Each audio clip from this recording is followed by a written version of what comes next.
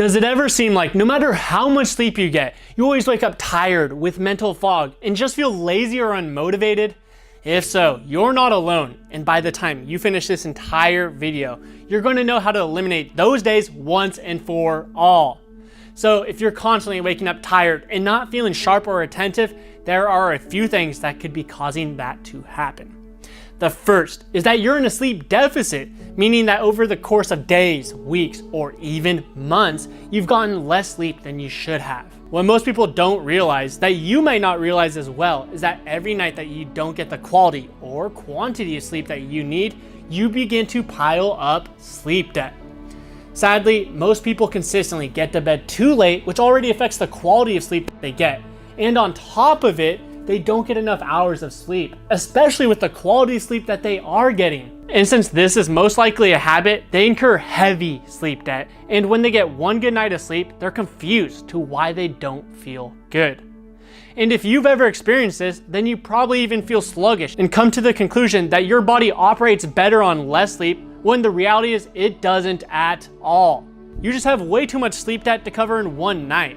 The truth of the matter is everyone needs a minimum of 7 hours of sleep each night, and most need 8. Especially since nowadays the quality of sleep gets disrupted with all the blue light from the technology, late eating of meals, and just bad sleeping habits. Now, I don't want to dive too deep on how to get better sleep, so if you want to learn more about that, I'll leave a link to a video that will enable you to conquer your sleep once and for all. But in the meantime, I'm going to get into the second and most common reason why you're waking up tired with mental fog and low energy. And this reason is because of your circadian rhythm. Now, you might be wondering, what is your circadian rhythm? Well, it's essentially your body's internal clock and deals a lot with your organs and hormones.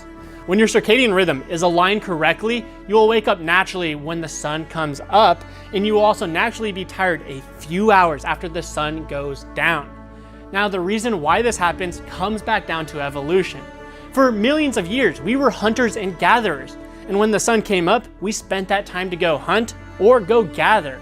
And when that sun came down, it was too dark to do much, so we would go to sleep. Now, of course, when fire was discovered, we would prolong that sleep for a few more hours. But that is how humans have evolved. And if you get your circadian rhythm aligned with that natural state, you will feel infinitely better. I know this because I considered myself an insomniac. I had troubles falling asleep before midnight, told myself that I was naturally a night owl, and I pretty much made every excuse in the book. I would never wake up fully rested, no matter what, and I accepted this as a part of my life. But once I started working on getting my circadian rhythm back to normal, I saw my life change. Not only did I wake up wired, with laser focus, and ready to take on the day with zero fear, but I began to melt fat way more easily, and my brain worked better. It was easier for me to crack jokes with my friends and to remember things. Now, fast forward to today, and I now know this happens because having a good circadian rhythm will strengthen your synapses or connection of your brain cells, which improves cognitive function and memory. And I also now know that you will have optimal hormone levels, which helps you melt fat and feel better. So right now, you might be wondering, Adam, how can I improve my circadian rhythm? Well, really, there's a lot of things you can do, but for this video, I'll let you in on the most powerful secret. The first is pretty much obviously get to bed at a reasonable time and to do it consistently. I personally make sure I'm asleep before 10 because I know from 10 to 2 is the highest quality period for sleep. Now, if you want to push it back to 11, go for it, even though I don't recommend that because anything past that is not good. Now, the second thing is not to eat or drink anything that isn't water 2 to 4 hours before you go to sleep. If you do eat something, then your body will need to digest that and take a few hours, which will interfere with you falling asleep and also the quality of sleep. Also, make sure to limit the amount of water you intake so you don't have to wake up to go to the bathroom. Now, the third thing you can do is intermittent fasting. I don't want to dive into this, so I'll leave a link about how to do intermittent fasting correctly below. Now, if you incorporate all 3 of these power tips to your life on a daily basis, you will start to conquer your circadian rhythm and sleep.